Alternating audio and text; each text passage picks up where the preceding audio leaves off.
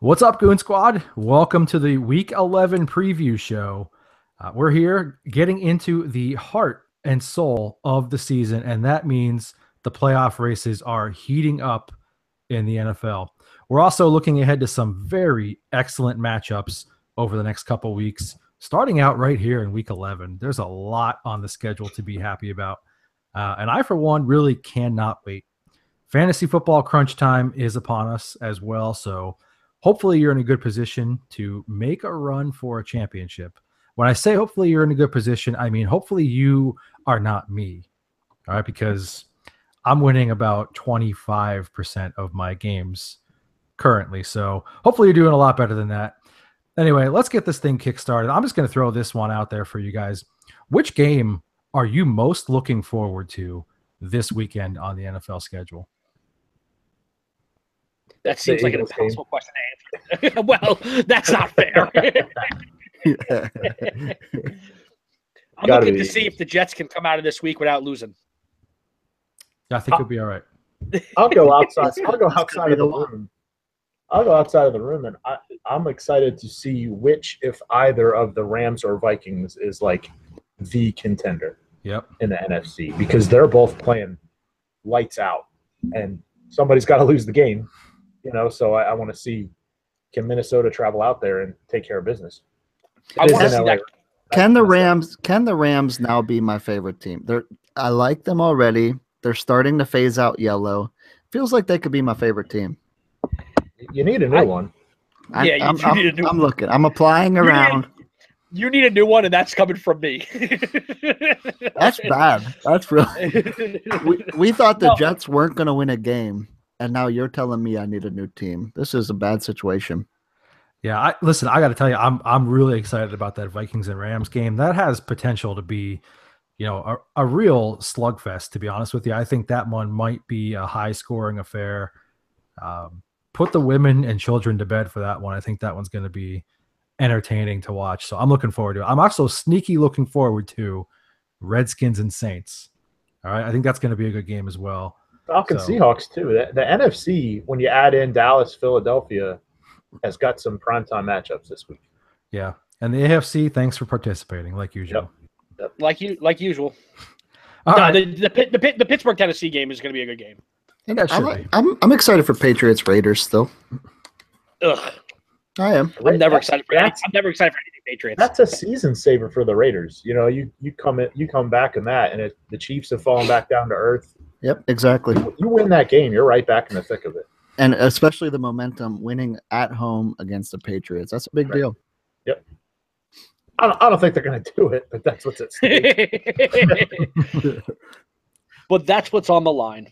All right. Well, listen, let's get into some fantasy football here, and then we'll jump back into some more. Not that the fantasy football stuff isn't fun, but it's kind of tough at this point talking about waiver guys. There's not a whole lot of great stuff out there. So there's not going to be a lot of names discussed here. We may not have a ton of great content, but if you're out there and you're looking for a situation, these are the most added players so far this week. So we're going to give you the 411, what we're thinking about them this week and moving forward. So last week of the buys here, lighter buy schedule as well. So, hopefully your roster is where it needs to be at this point. Let's talk about Latavius Murray of the Minnesota Vikings, running back there. Murray has led the team in carries over the past several weeks. In fact, since about week 7, from what I can remember here. And he's actually starting to find the end zone a little bit here. So I don't know if you guys are like me. I'm a little bit intrigued by Latavius Murray, so I'm going to throw the line out there. Anybody else have interest in Latavius Murray at this point? You know what? I hate to say it, but the Vikings offense looking as bad as anyone thought it was going to look, minus Sam Bradford, minus Dalvin Cook. I feel like Thielen's been a stud all year long. And I know this conversation isn't about those guys, but the offense as a whole is moving back is valuable. I don't think for one second that McKinnon or Murray is the driving force of that offense at this point, but they're getting it done. I like Murray because honestly, at this point in the season, where else are you going to pick up a player who's the lead dog right now, off of waivers with as many running back injuries as we've had? So when you're at this point, probably just adding depth to your situation. And in a worst case scenario, if one of your guys goes down, you have to rely on a guy who's going to have about 20 carries in a high powered offense and may find the end zone. You could do a lot worse. So I'm very interested in him. It doesn't seem like McKinnon did anything with the shot that he got. So I'm interested in Murray. All right, another running back to talk about here is Jamal Williams of the Green Bay Packers. Several owners, I know one in this conversation, were high on him very early on this season, hoping that he could win this job right out of the gates. Now, even if it's just for a couple games here, he's going to have every opportunity to do just that. It sounds like the injuries are going to keep the other backs out for the Packers. How do we feel about Jamal Williams? I like Jamal Williams. I mean, I'm not sure if you were intentionally referring to me, but that was certainly my feeling about him from the start. And like you said, you said it about Murray, how you're going to get a bell cow, but he's still like a 55-45 split. Williams is getting the touches this week. So if one thing I've noticed about McCarthy is he runs with the hot hand. So, yeah, Aaron Jones isn't that good. He just got the opportunity. So now they're Jamal Williams opportunities. We'll see what he does with it. But, the purpose of this segment is what do you do with this guy? You must roster him, because if I learned anything in fantasy football this week, all the players you drafted are irrelevant. You have to have – like it used to be like, please grab the David Johnson. Maybe you'll get lucky. Like I went head-to-head with Rocco this week. His receivers outscored my receivers 57-32. I have Julio Jones, Brandon Cooks, Demaryius Thomas. He has Juju Smith-Schuster, Adam Thielen, and Robbie Anderson. So pick up all these players. Drop Le'Veon Bell. Drop Le'Veon Bell for Jamal Williams at this point, because that's what this season has turned into. If you can't tell, I'm not real happy about it. Yeah, this season has been really bizarre, but that certainly is the exception to the rule. And I was sort of referring to you, but I was trying to give some unspoken credit to Deal on this one, because that's the only kind of credit you give me, South. Yeah, he was saying pretty early on that Jamal Williams was going to win this job. He kind of did it in a real backwards way, but he did it nonetheless. Yeah, I'm going to actually talk about Jamal Williams in a little bit, but I'm about as big of Jamal Williams truther as there is. I loved him at BYU, just watching just his skill set in the running game. He is a completely different running back than Ty Montgomery, but I like him a lot as a running back, and I think that he has a chance to do some damage here. I think that obviously he, along with the rest of the team, would be better with Aaron Rodgers back there, but I still think he's going to get the touches and the volume, so that matters. All right, let's move to the wide receiver position here. A name that's been picked up quite heavily at this point this week, probably coming off of his performance last week, is Dontrell Inman, the former Los Angeles Charger, now Chicago Bear. He led the team in targets and catches in his first game since being traded for. He should, by all accounts, see a ton of targets. I know the Bears have not thrown the ball a ton to this point, but to be honest, they really haven't had literally anybody to even try and throw to. Inman represents at least a little bit of talent there for them on the outside. So what's the interest level like in Dontrell Inman? None. Ooh. That's me. I mean, zero. Listen, you're talking about a team that hasn't thrown much and has had little to no success when they do. The fact that you're saying Dontrell Inman adds a little bit of talent to them really speaks volumes.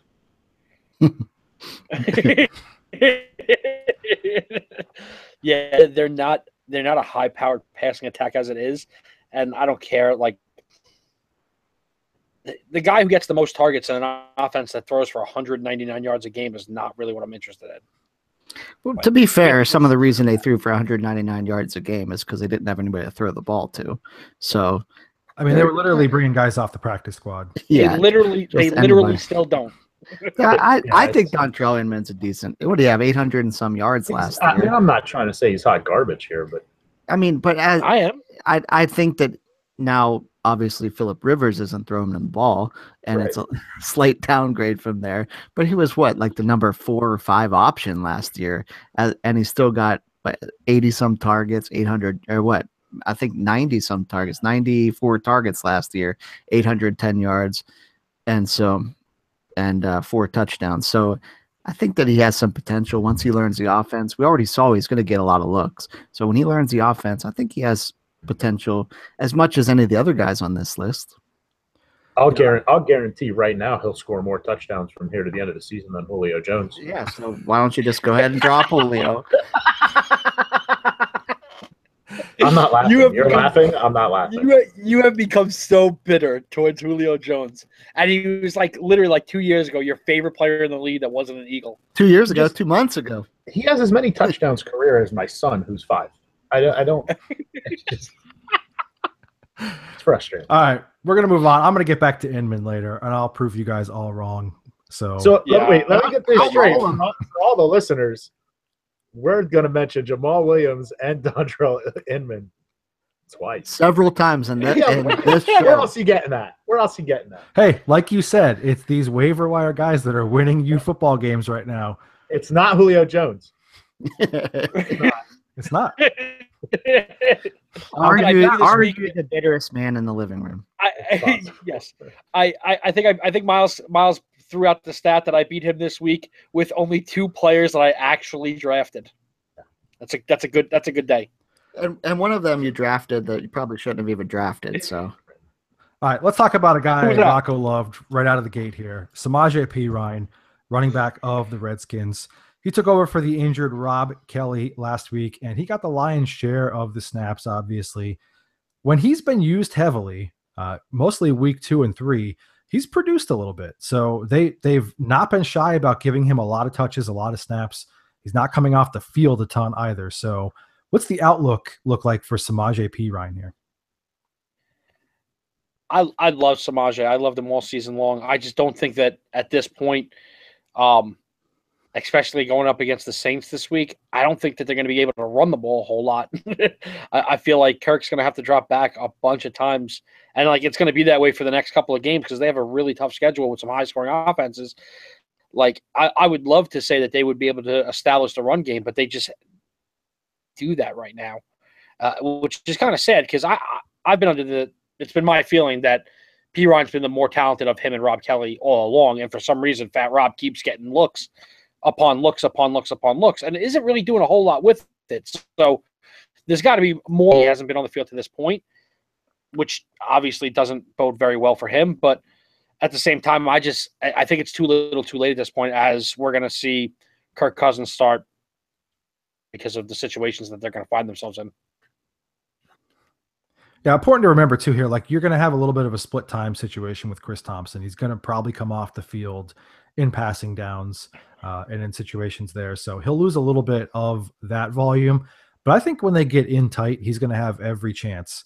One thing that we know for sure is that Gruden is not afraid to call a running play. Even if that's with Kirk Cousins, they do run the ball an awful lot within that 5-yard, red zone area there. So there's chances for him to cash in here while he's got the chance. So certainly an intriguing ad if you're considering it. All right, the last name we're going to talk about here, we're just going to push through this quick just because, this is a guy who everybody was really high on coming into the season.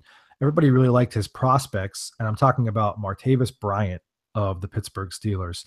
He came back from being inactive 2 weeks ago, scored on a 2-point conversion, only had like 4 or 5 targets in the game last week. Really seems to kind of taken a back seat to Juju at this point.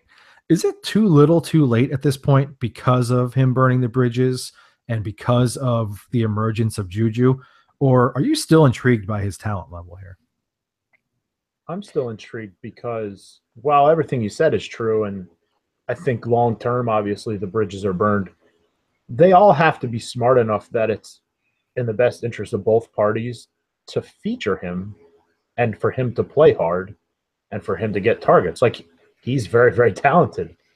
He's easily the 3rd best receiver on that team. So, like, if you're Pittsburgh, you're trying to have a Super Bowl run here, you can't be so prideful to not play the guy. I don't have any problem with them making him inactive the other week. That's fine. But, like, going forward, why in the world would you weaken a chance to win a ring because of your pride level? And if you're Martavis, like, okay, you didn't get traded, but you're going to. Like, they can't go forward with him all offseason. So why not feature yourself and play hard? So I don't know. I feel like too little too late, maybe, and it depends what you're looking for out of him. I think Juju really hurts him a ton because obviously Antonio Brown's still going to get his. But Martavis Bryant, I still want him on my roster if I've got room for it because of that whole, like, somebody goes down. All right, I don't want Dontrell Inman over Martavis Bryant. You know what I mean? Like, they're both on this list for a reason. So which of them would you rather have? Well, that's Bryant hands down for me. Yeah, I think you just have to temper your expectations with Bryant because what his stat line that he's going to give you is, at best case scenario, 2 for 75 and a score. Yeah, you're hoping for the that's touchdown. a best case scenario. Yeah, that's it. I mean, if he doesn't get 2 for 75 and a score, it's going to be 1 for 35, and that's it. Like, but like I guess on all these kind of dice rolls, you're hoping for the touchdown, and we've said this before on here. Like, there are much lower chances of the touchdown than Martavis Bryant. Like, oh yeah, he plays on a great offense, and he's a big play threat. So I'd rather rely on that on a dice roll than some guy I'm hoping goes 7 for 48. You know what I mean? Like, I'd rather take my chances with Bryant. Just as an example of the entire list we just went through, if I had to put money down on one of these guys to score a touchdown this week, I would bet every dollar I had on Bryant. Like, I wouldn't bet on any of the other guys. Like, that's, I mean, we can save a Jamal Williams fight for another day, but you'd probably lose about $6. Okay, but they're still in an oh my God. I think it's all right. So much. All right. Well, listen, let's move on from this. Just something worth noting here. Juju did outsnap him like 2-1 this past week. And with the Steelers, they're one of the teams in the league who has 3 wide receiver sets on the field, among the least in the league. So worth noting there. So if he can kind of get back into the groove of things and get more toward a shared snap count there, he'd be, dangerous again to me. But still, I agree with what you guys are saying. He said about $6. I'm just deflecting because I only have about 3. So, all right, let's talk about the future here. I don't know about you guys, but I like looking forward to things here. And one of the things that was very evident over the last week or two to me is that there's a big overhaul coming in the next year or two at the quarterback position. Some of you guys, know that we like teams that are in the middle of this. We've been through this recently. So it's always fun to kind of project what we think might happen. So what I did is I took 6 situations or players at this point who it seems like there's change on the horizon. And we're going to go ahead and look into our crystal ball and predict for you what we think happens for the 2018 season. All right, so assuming that Carson Palmer rides off into the sunset, and good Lord, we can only hope he does, who do you think is the best fit for the Cardinals in 2018? Would they look for a veteran, or are they going to go through the draft here? You guys might think I'm crazy on this, but I've actually been thinking about this for a couple of weeks now. I think the best thing crazy about that. I think that literally is something I've actually been thinking about, like what the quarterback carousel is going to look like this offseason. I think if Bruce Arians stays there, which he realistically he should, I don't think he's going anywhere at this point. If Bruce Arians stays there, I think that they should Jaguar slop really develop Blake Bortles. I don't think that he's a bad quarterback. I think that he's been in some bad situations. They're not relying on him right now in Jacksonville. And it's pretty much like assume that he's going to be out the door because they don't think that he's the future. But at the same time, they've given him receiving weapons. He had never had a rushing attack until this year. And then this year, the rushing attack is great, but your number 1 wide receiver goes down. Not that the other guys are garbage, but and honestly, I don't think that they've had an offensive coordinator or even that has really put time into developing the quarterback position.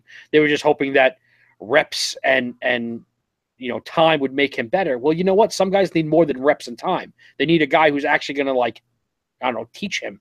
And coming from Southern Florida, the University of South Florida, and coming out of like a non-pro system, it was always supposed to be Blake Bortles needed time to develop, and then he was thrown in there. Good quarterback whisperer type guy like Arians. I think Bortles could be not top notch, but I think he could be a more than serviceable NFL quarterback. So I like them to go that route. Anybody else feelings here? I think I don't want to ride the fence here on this, but I will. It depends to me what happens with Larry Fitzgerald and Adrian Peterson, and if those guys are coming back, I think it goes vet. Try to take another shot with this group. If not, it's obviously David Johnson's team. Really, either way, but if you're getting rid of your aging veterans, there's no need to bring one in to play quarterback. So I think you draft a guy, or maybe Bortles is really not a bad option for that team. I mean, he's not going to play a ton worse than Carson Palmer does. So, like, and he's like not to keep beating a dead horse, but like he's got the one trait that Bruce Arians loved, and that's a big arm and the ability to throw downfield. So if Bruce can teach him the things he needs to know to play quarterback in his system, I think it's a perfect fit. Just chuck it to the really fast receiver. That's all Arians cares about. It's worked. It works. Yeah, I feel like this with the Cardinals. I think that they're kind of going to be in an overhaul. I think they're going to be kind of like not necessarily a top 10 draft pick, but right in that middle range there. Kind of floundering a little bit. Is your defense as good as you thought it was? Your offense has some aging pieces, obviously. You need offensive line help. I would go to the draft here. And I don't think you need to do it in the first round. I think there's some guys who are going to slide who we thought highly of. I think a good fit for them would be a player like a Josh Rosen, who's got a lot of potential, but he needs some grooming. He needs somebody who's got experience working with a quarterback, who's got experience working with some players with some rough edges, quite obviously. And you can have a Drew Stanton or bring in a Bortles for a discount and just kind of hold over things for a year or whatever until he's ready to go. But I think that some of these really good quarterbacks are going to slide. So you're going to get one at a discount. And if you've got the right people in place, you can make it work. Yeah, I think similar lines here that I think they either, for some weird reason, convince Carson Palmer to come back, which I won't be shocked, or I don't think that they're going to go out of their way to sign somebody big name right now. I think they'll either just pick up whoever they can. Bortles is a good option, or just pick up whoever they can, veteran, or just whoever they have now, stick with it, and then try harder next year to get somebody that's going to really make them a future. Guys, you know who's trying harder next year? The Cleveland Browns again. I doubt it. Yeah. Well, at least they're going to say they are. Look, the Browns will, of course, be looking for a quarterback again. Is there any answer for them out there? Or, at this point, would you just kind of let Deshaun Kaiser have a shot as you try and build something around him? I don't know if that's a viable option, but who even knows with the Browns anymore? How would you guys approach that? They're the Browns, so that's what they're going to do. They're going to let Kaiser roll and be like, well, we need to give him a running back. We need to give him some wide receivers. Listen, the Browns should. Listen, they're not going to be able to sign a free agent because nobody, I don't care how much money they have, nobody's going there because nobody wants to play there. It's a joke at this point. So I don't think there's enough money in the world to bring in a free agent. But it's got to be someone in the draft. They have to draft someone. At least to create some competition. I can't believe you said Kaiser roll, and I can't stop thinking about sandwiches. I think that they are so much further than a quarterback away from a Super Bowl that there's no reason for them to sign anybody. Like, just, I don't know, either move, like that's an option, right? Fold up, just quit, or throw Kaiser out there. Try to draft some more pieces, or try to get 9 more first rounders. I don't know.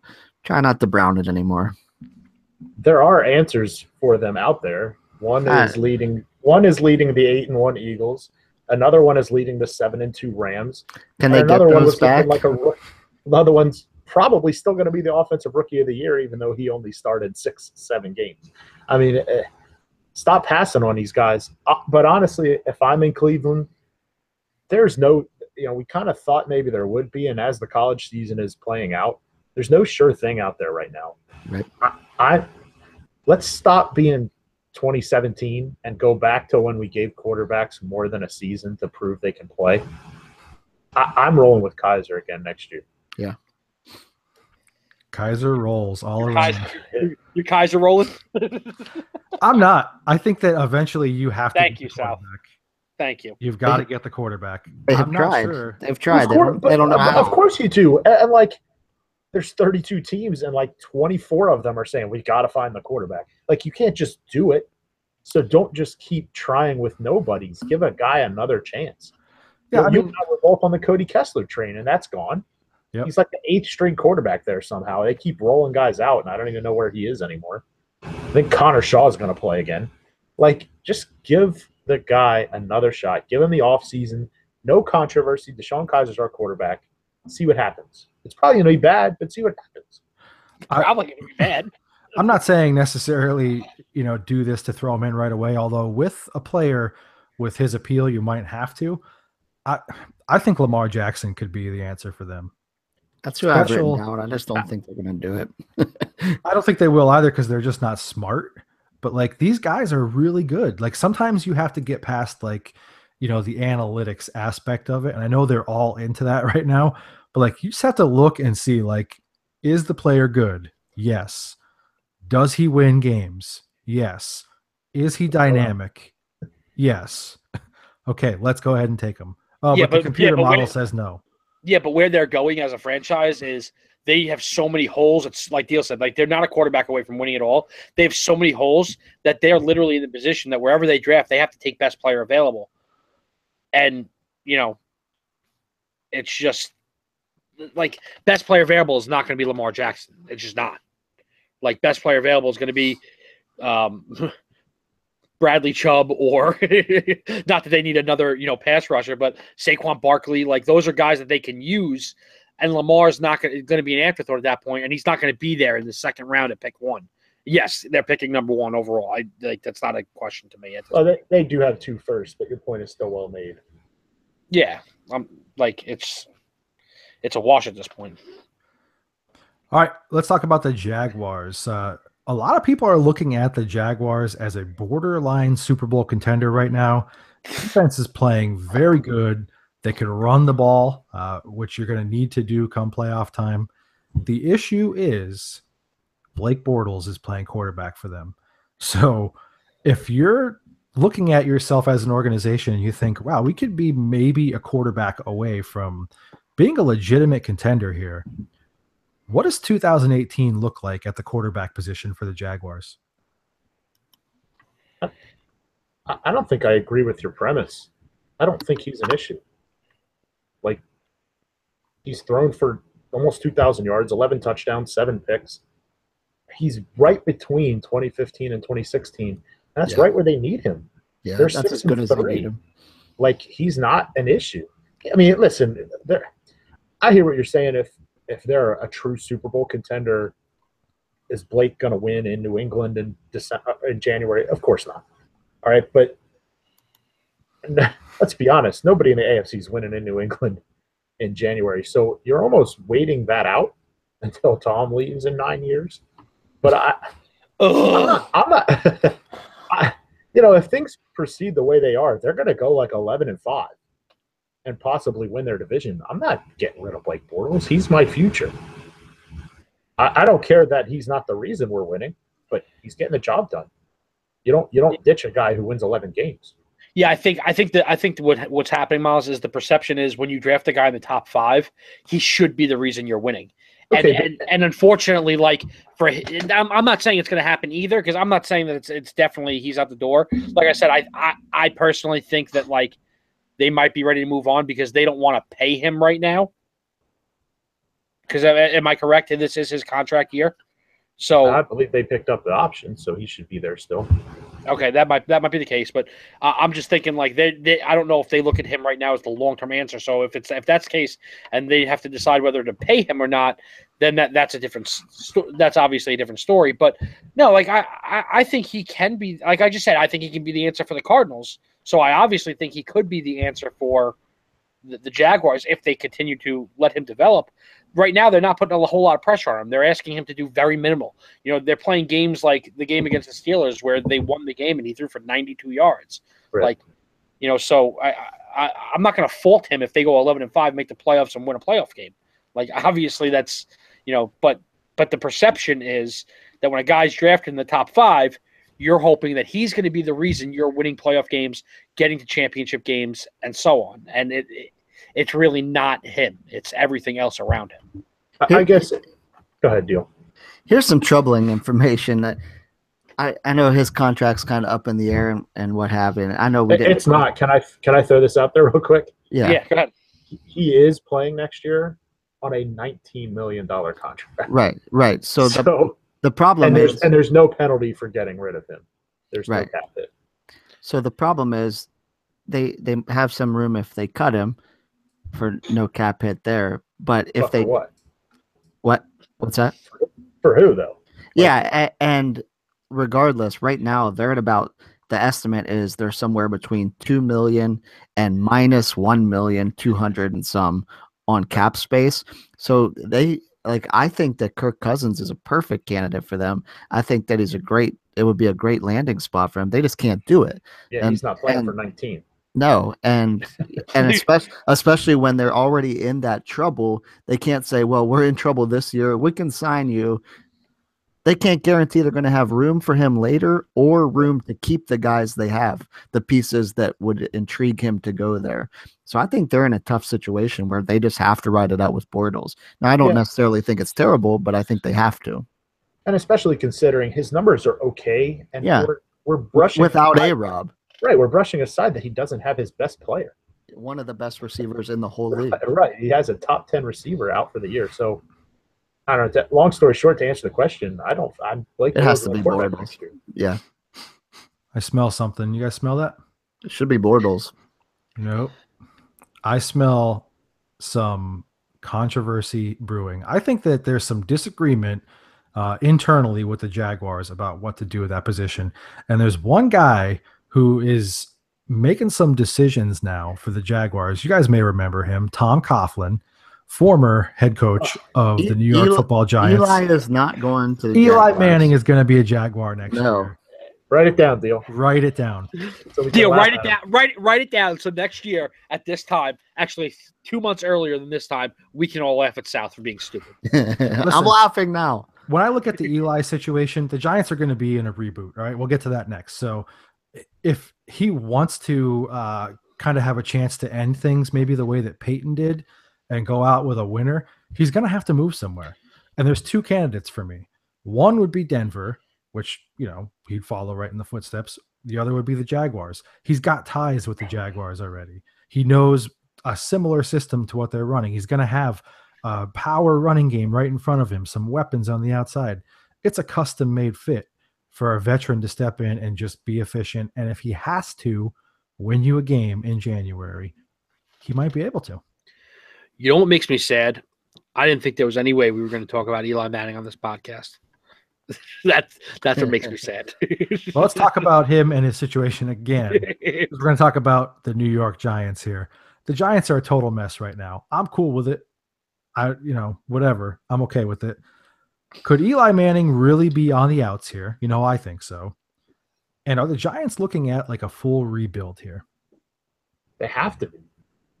I mean, maybe not defensively because you still have some young pieces from that defense that was dominant last year.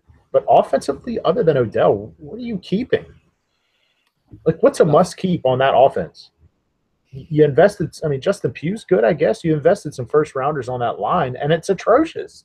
Yeah. Do you need Orleans Darkwa? Really? Evan Ingram at this point, and that's it. I'm sorry. Yes. I love Ingram. Ingram's awesome. Well, and I think Shepard, too, is a good compliment for Odell. So those you've got a nice receiving core, but they have – I mean, you can't – Geno Smith's not going to come in here and, be the quarterback next year. You'd be better off keeping Eli. I'm going to tell you what the Giants are going to do.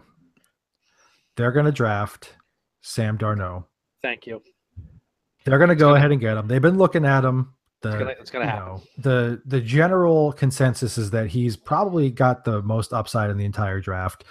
they can kind of afford to take that chance. Plus, if it doesn't work out, I will enjoy watching that train wreck for the next 4 or 5 years.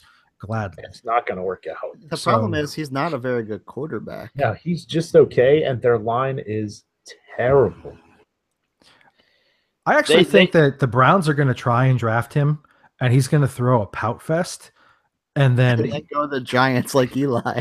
But he's already said that he doesn't want to play in New York. Now I don't know if that was just a Jets thing, but yeah, he doesn't like. But shut up, South. His whole thing was the media. Like, he doesn't want the media attention. He wants to play in a small market. Yeah, like he is typical like Southern Cal. Like I think it's the same thing that we thought about Goff. Like if Goff would have went to the Eagles, I don't think that would have been a good fit for him. Yeah, I know that's sad, but like they're both playing. Listen, they're both playing. Wentz and Goff are both playing great right now. But like if Goff would have went to a bigger market with everybody in his face all the time, I don't think it would have worked out as well for him. And I think the same thing with Darno. I just don't think. I know he plays in at USC for a big program, but like it's not the same as playing in the New York media market. It's just not. Hey, Rocco. I have a big decision for us to make. Why don't you and I both start cheering for a different team? Let's just agree on a team that we can both cheer for. No, I'm sticking with the Jets. They suck too. Both our teams suck. Let's move on. All right. Speaking of moving on, let's do that from the Giants situation. It seems like we're kind of divided on this anyway. So the Broncos internally believe that they're a quarterback away from being a Super Bowl contender. I'm not sure that I'm going to agree with the assessment there of John Elway. Their defense is a little bit shaky still. What should they do looking through your crystal ball heading into 2018? First of all, they are a quarterback away from winning the Super Bowl because the last time they had even a semi-competent quarterback and a 40-year-old Peyton Manning, they won the Super Bowl. That defense is a little shaky, but that defense is on the field. This is like typical Eagles from like 4 years ago. Like the defense wasn't bad. They were just on the field too much, way too much. And that's what's going on with the Broncos right now. You watched that Eagles game a couple of weeks ago where they put up 51. It was turnovers on the wrong side of the 50. That team is so good. And I've been saying it since the beginning of the year that the quarterback for that team is not on the roster right now. They need to figure something out. And they're a team that needs to just throw money at a competent veteran free agent quarterback. I don't care who it is. Maybe they go the Eli Manning route and try and, do something like they did with Peyton. Maybe it's, I don't think this would happen, but maybe it's a Drew Brees. Something needs to happen. They don't have time with this team to develop a quarterback. So it's got to be a veteran. I don't know what the answer is exactly, but they are literally like, I think one of the best rosters in the NFL minus the quarterback position. All right. Well, before you keep going crazy with that, I'm going to tell you, I do know who the veteran is. Drew Brees. Eli Manning. Sam Bradford. Ugh. Listen, he's going to be the ideal candidate for them. They like quarterbacks Another bad quarterback? No, they just like quarterbacks who are low risk as far as what they do with the ball. They want to run the ball. I don't know how they're going to get to that point, but they want to run the ball and pass second, which is weird because they have decent receivers. Sam Bradford is done in Minnesota. He's never going to make the money again in the NFL. No, come on. Sam's never going away. He's only 30 years old. Stop it. That guy's 52. His knees are 52 each. Oh, okay. I think Sam Bradford's the candidate for them. It's the perfect Elway-esque move where it's a guy who you're not going to have to babysit. You come in, here's our system. Let's cater it to you a little bit. Let's make one more run at this. I don't agree that they're as great of a roster as you think they are, but internally they believe they can make a run for it. Why not Sammy Sleeves? I think Drew Brees is the guy. That's who I had written down. I think that it matches perfectly what they did with Peyton, except Brees is still healthy. And I think you are right. I think they are wanting to run the ball more, but so are the Saints right now. And they're doing a great job running the ball more. excuse me, with Drew Brees at the quarterback, but he's competent and he's not going to get injured like Sam Bradford, and he's competent unlike Sam Bradford. So I think he's a perfect match, and I think that get one more chance. The Saints are good now. They're not going to win a Super Bowl, so why not get out of there and make one more run at it? I'll make the argument the Saints are a far better team than the Broncos. I think the Broncos are the most overrated team in the league after what I've watched the last couple weeks. Like, we keep talking about this elite defense. They miss Danny Trevathan and Malik Jackson and TJ Ward so much. Like, they can't stop anybody right now. And, yeah, I know the last 2 weeks you've played Philly, who's hot, and New England, who's got Tom Brady. Like, I get that, but you've given up 92 points in the last 2 weeks. Like, we just complained about Blake Bortles. He's not that much more talented than what they have. And his team's 6-3, and the Broncos are 3-6. Like, it's just not a very good team. I think it's reset button time for Denver. They don't have the edge that they had. Nope. And I think a lot of that is those guys missing. So yep. I think if they have Drew Brees, they can give up 92 and still win. The Saints certainly tried to and didn't the last few years. All right, let's save the most interesting scenario for last. New York football Jets. Do the Jets throw huge cash at a free agent, or do they address the situation through the draft? They're going to have a ton of cap room. They're going to have a decent selection in the draft here. Look through your crystal ball and tell me how you see this playing out. I'm going first. By right. So you go. Hold on. Do you realize that you go first when it's about any of our teams because you're like, I'm going to go first to get my word in before you guys go, and then when it's your team, you got to go first because it's your team. And I'm going to go first. Second off, you did this and you got a Yankees hat on, you moron. Oh, I wasn't. Even though you're a Mets fan, I wasn't doing that. I was just adjusting. I wasn't showing you my Yankees hat, but that's besides the point. You're really, really bitter right now. I don't understand. Julio Jones scored a touchdown one time. I'm all about throwing money at a free agent if that free agent is Kirk Cousins. If that free agent is not Kirk Cousins, I'm not interested. I don't want another 38-year-old quarterback. I've had one of those every year for the past, I don't know, seems like 30 years. All right? Vinny Testaverde, Ryan Fitzpatrick, Josh McCown. I'm done with 35-year-old plus quarterbacks. All right? So you can throw money at Kirk Cousins. I'm down with that. I'm 100% down with that. How old is not? Like 38. That's why he's not on this list. For me, the list consists of Kirk Cousins or start over. I'm going to try and hold out to last because I got the world beater here. So you're going to make me so mad about this. I'm seething already. I have one that I don't think you'll love. Say you lie. I think it's Teddy Bridgewater. Oh, you stole mine. Is that really what you had? Yes. I think it's Teddy Bridgewater is not under contract next year. I don't think Minnesota is going to have seen enough to put their Super Bowl ready roster in his hands. So enter the Jets. You don't have a Super Bowl ready roster, but you can absolutely make things happen in a year or two when Teddy's legs are totally under him and you have a complete steal at a discounted price because Teddy Bridgewater at his talent costs you $26 million a year in this market. You're going to be able to get him for 16 or 17. I love Teddy to the Jets. Amen.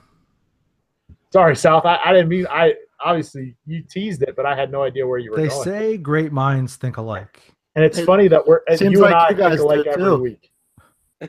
Yes. Seems like even though that you guys think alike too. We do quite often. Teddy Bridgewater's the answer, man. I'm telling you.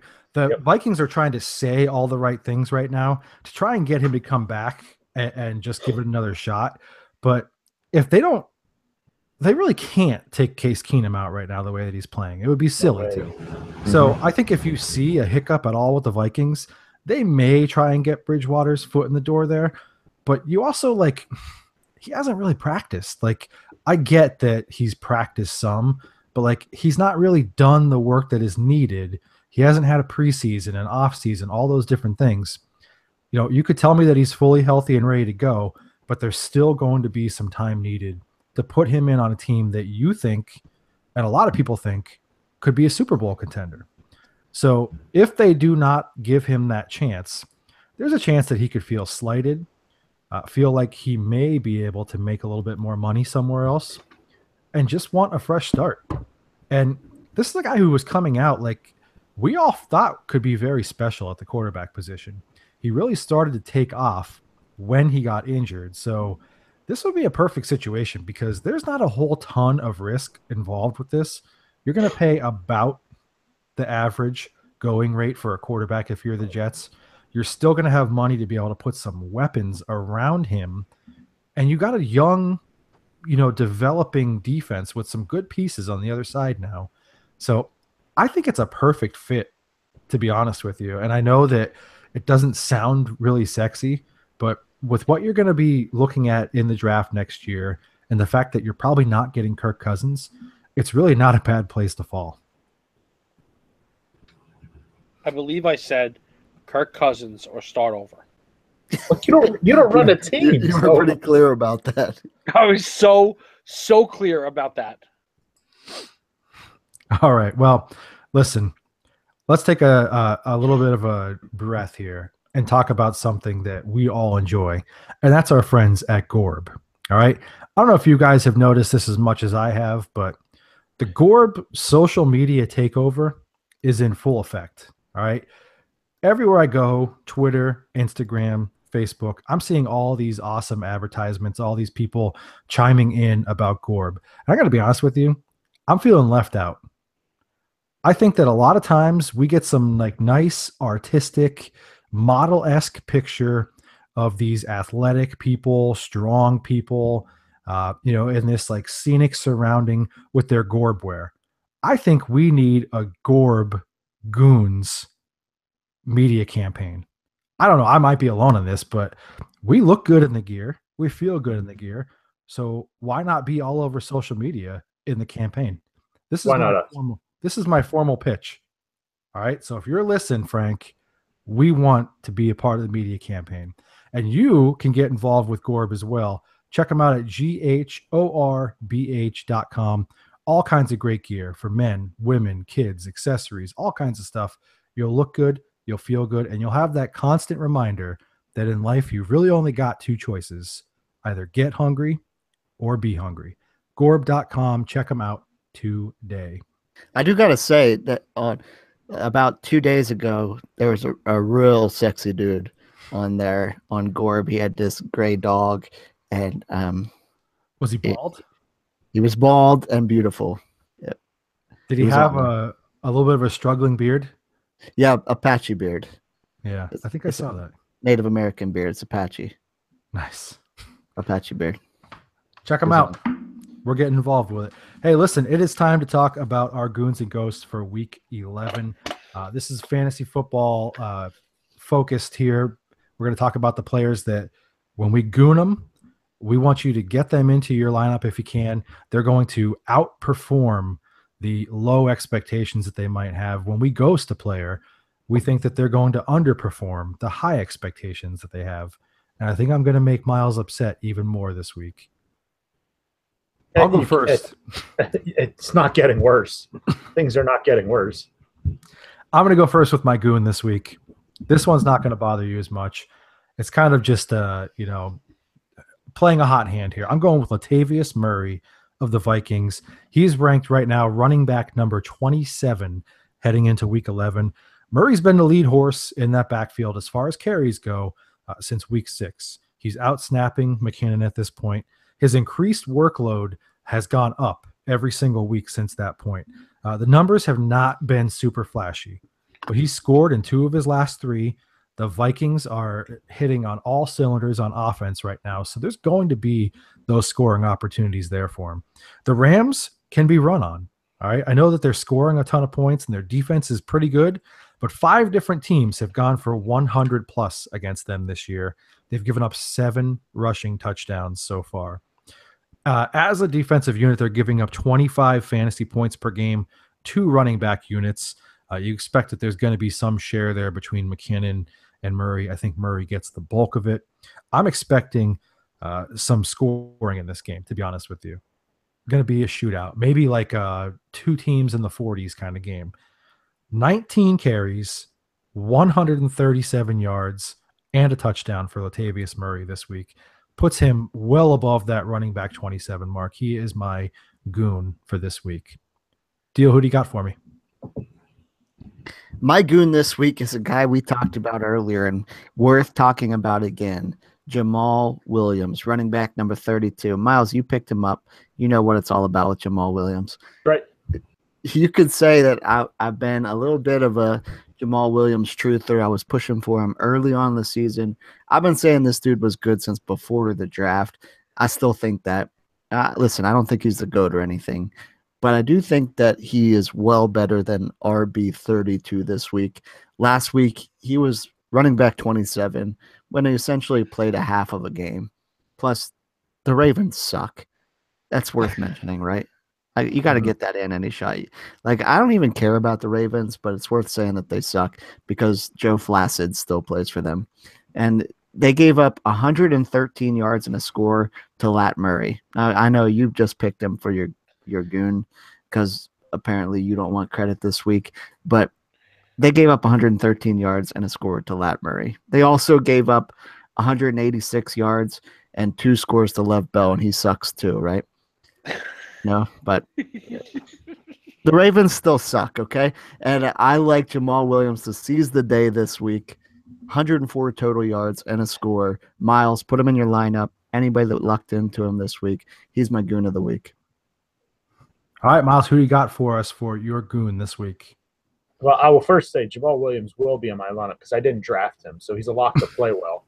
I'm going to goon my dog Alshon Jeffrey here this week. He is pre-ranked receiver number 29, which is a reflection of how he was playing a month ago, not so much recently. So the Eagles on Sunday night go up against Dallas Cowboys, who are giving up the 8th most points to wide receivers.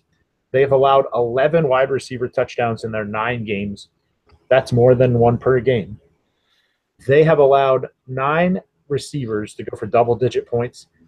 Even Julio Jones went for 9.8 points. So these guys are ripe for the picking. I'm going with Alshon Jeffrey because on top of that, he started off a little bit slowly. He's starting to click with Carson Wentz, and it almost feels like Wentz is purposely getting him the ball lately. Of his last 4 games, 3 of them he's up above 60 yards. He's scored 3 touchdowns in his last 2 games, one of which against that vaunted Denver secondary where he went for 6 for 84 and 2 touchdowns last time Philly was on the field. I like Alshon Jeffrey to go 7 catches, 110, and 2 touchdowns on Sunday night. Wow. Yep. All right. Rocco, give us your goon. My goon this week is Detroit Lions running back Amir Abdullah, running back 22 this week, real low ranking. This is kind of like a gut feeling, but kind of like a trend that I've been noticing. 3 weeks ago, the Lions played the Steelers on Sunday Night Football. They didn't score an offensive touchdown.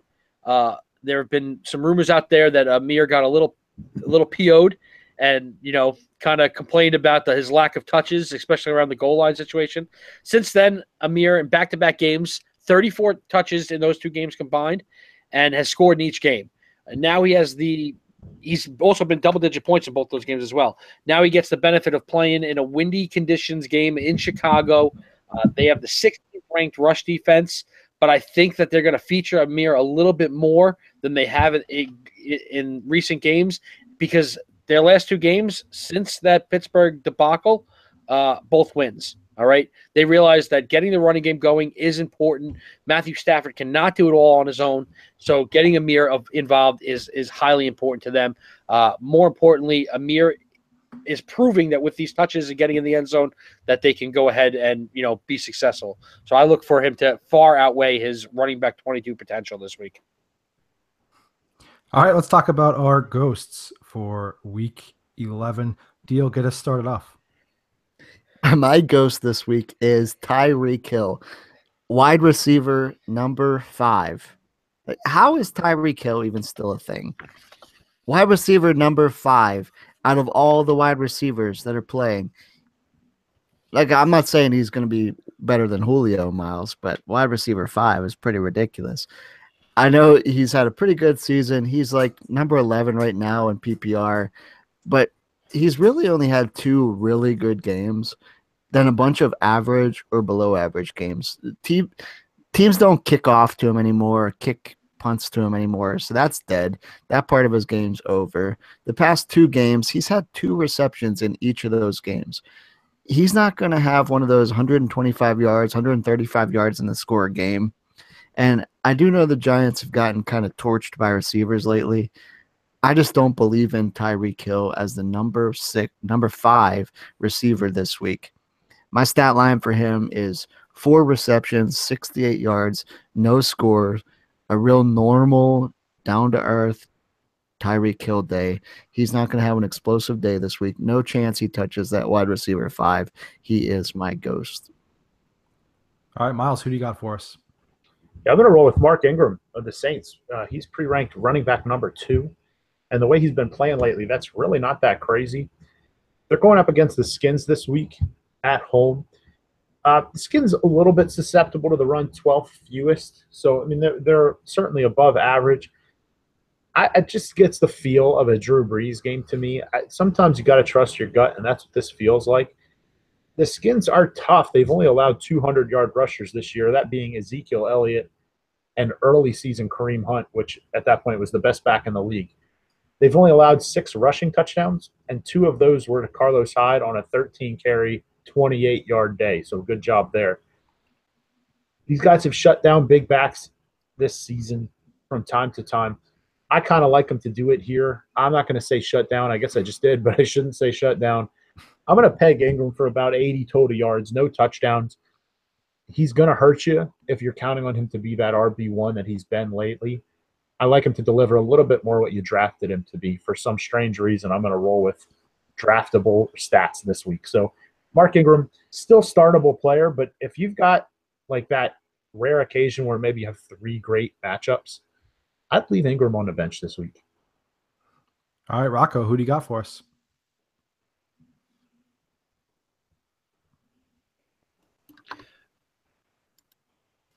My ghost this week is Todd Gurley. Listen, despite coming into this game as the number 1 running back in fantasy in terms of points per game, in a PPR format at least, Todd comes into this game with just too high a ranking against too good a defense. All right, he's ranked running back 3, and if you're using him in daily play on FanDuel, $8,700 price tag. These numbers scream letdown to me, kind of similar to what Miles was talking about with Ingram, except he's playing the 3rd ranked run defense over the Minnesota Vikings. Listen, I think this is going to be a fantastic game this week. This is my game to watch, just like you guys said it is earlier, but I have a completely different opinion. I think both of these defenses are going to shut down these teams, and we're going to have a real slugfest type of defensive game here. I like a 13-10, 16-10 type of game. I don't think that bodes well for Todd. I like him, right around, 75, 80 yards, but no scores on the ground for him.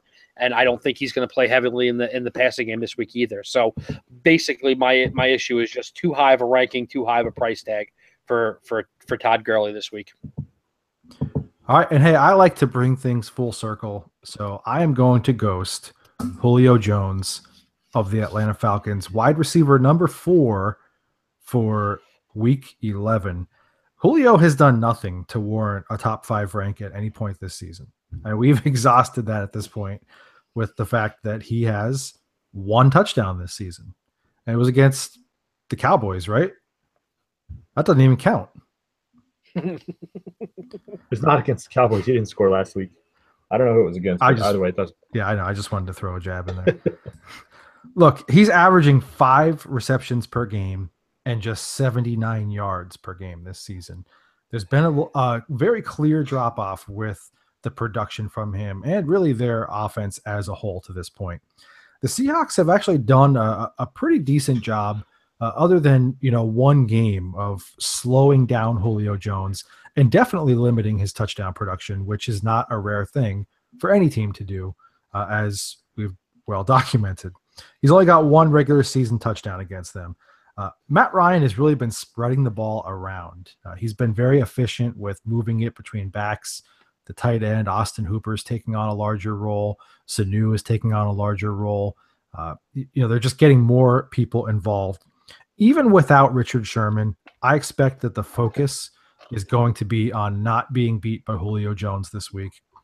I've got him for the shocking line of 4 catches, 61 yards this week. That is it out of Julio Jones. He is not going to be your wide receiver 4 this week. He is my ghost. All right, let's round this thing out talking about daily fantasy football. We want to give you each a player who we think is going to give you good value this week. So you're going to pay a little bit less for them and get more in return to be able to save some cap space for the other spots on your roster. So Miles, give us your daily fantasy football value play this week. Are you ready? I'm ready. We are going with Jay Cutler, smoking Jay Cutler as my daily value play this week. My man's priced at $6,600 on FanDuel, putting him way down pretty much among the 4 of us at quarterback. So first off, great value because I'm not in love with most of the quarterback matchups this week to begin with. So I'm not going to pay up on something I'm shaky on. On top of that, since the bye week, which say what you want, Cutler being first year there and barely carrying as it is, he needs a little more time to gel. After they took their bye week, they hosted the Raiders, and that was the last time he was at home. He threw for 311 yards and 3 touchdowns. Cutler's got multiple touchdowns in 4 straight games, and this week gets to go up against the Tampa Bay Buccaneers. Now, here's the stat why I really went with this. You ready for this? They've given up the 10th most points to quarterbacks. Let me list the quarterbacks who have struggled against the Bucs. Tom Brady, Cam Newton, and Drew Brees. Let me list the quarterbacks that have destroyed the Bucs. Case Keenum, Eli Manning, Carson Palmer, and Tyrod Taylor. Which one of those groups does Jay Cutler fit in?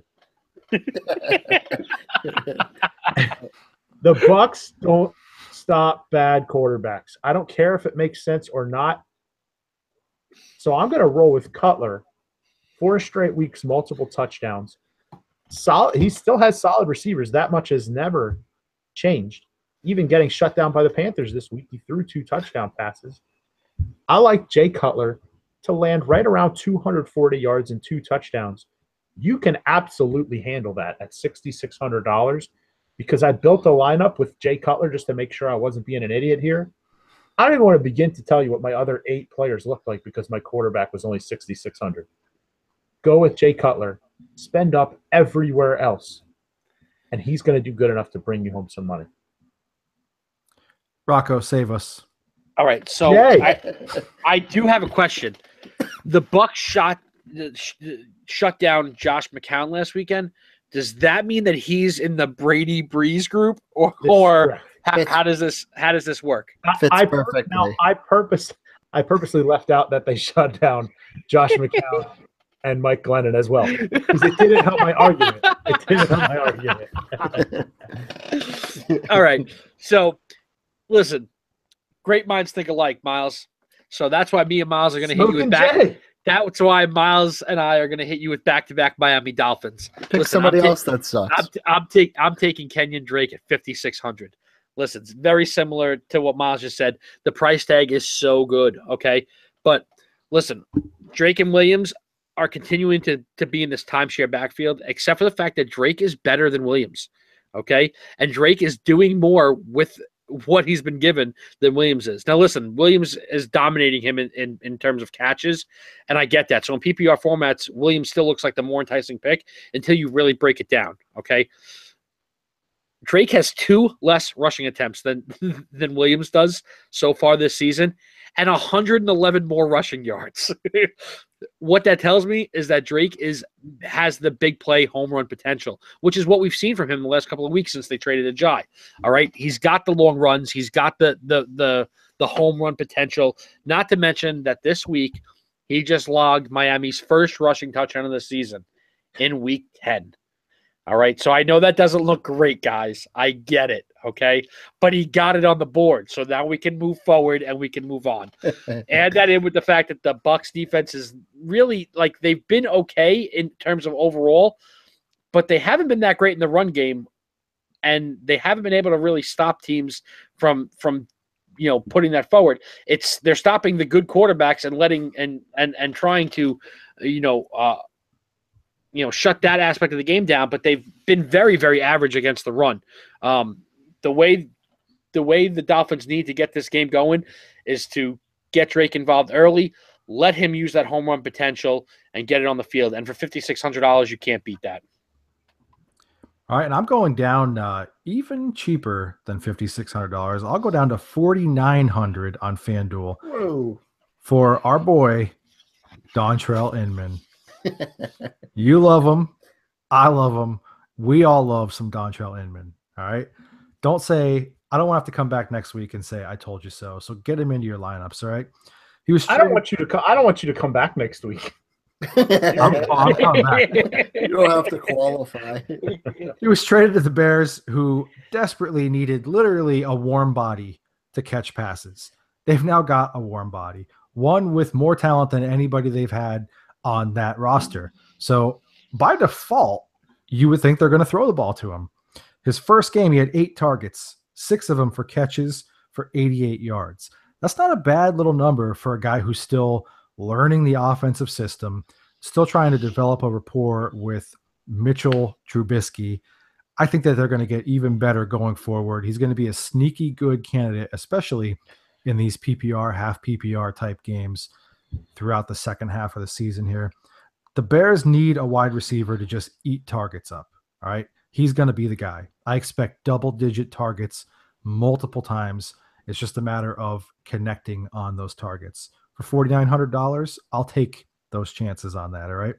The Lions defense have given up 34 fantasy points per game to opposing wide receiver groups. I understand this is the Bears we're talking about, but these NFC North games, they get weird. They get screwy. You never know what's going to happen. This could either be like one of those knockdown, drag-out 6-3 games, or it could be a 35-32 game. There's really no middle ground when some of these teams get together. 8 touchdowns given up this year by the Lions to wide receivers.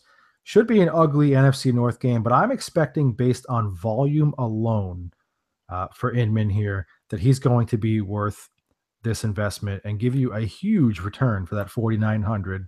9 catches, 91 yards, a garbage touchdown. Sign me up on Dontrell Inman this week. Deal, finish us out. I have my daily value is James White for $5,100 because Joe Flacco sucks and the Ravens suck. Well, that's to the point. It has nothing to do with the Ravens. They're not even playing the Ravens.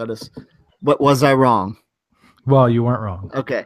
James is averaging almost 9.5 points per game this season, and he's not been touchdown dependent either. He's only scored in 2 games that he's played this season. While it's not great news that he scored more touchdowns in the Super Bowl than he scored in all 9 weeks combined this season, the good news is he doesn't have to score a touchdown and be productive for $5,100. This week, he goes up against the Raiders, who have given up the 4th most points to running backs this season. Last game, they gave up, Rocco talked about it a little bit, they gave up 13.4 points to Kenyon Drake, who's eerily similar to James White. I actually like White to have his best game of the season, 94 total yards, add 7 receptions for an extra 3.5 bonus points, and a score, and get you great value for $5,100. Joe Flacco sucks. All right. Well, listen, that's it for the Week 11 edition of the Football Goons podcast. Hopefully you store this edition away somewhere, earmark it, because I feel like I really nailed my quarterback predictions for 2018. Stop it. I'm in a really good place right now, so I'm feeling good about it. All right. It could just be all of my medication. Yeah, I was going to say, are you on drugs? Could be all the medication they've got me on, but I'm feeling really good about it. So store it away, earmark it. I'll remind you about it. Listen, check us out on social media, facebook.com/footballgoons. On the Twitter, we are at footballgoons. And right here on our YouTube channel, you can subscribe to us, comment on our videos, leave us feedback, tell us how handsome we are, tell us how ugly we are. I don't know. Just tell us something, because we like to hear from you, the Goon Squad. All right. We like to converse back and forth. We'll hit you up with answers whenever and wherever we can on social media. That's it for now. We'll catch you guys next time.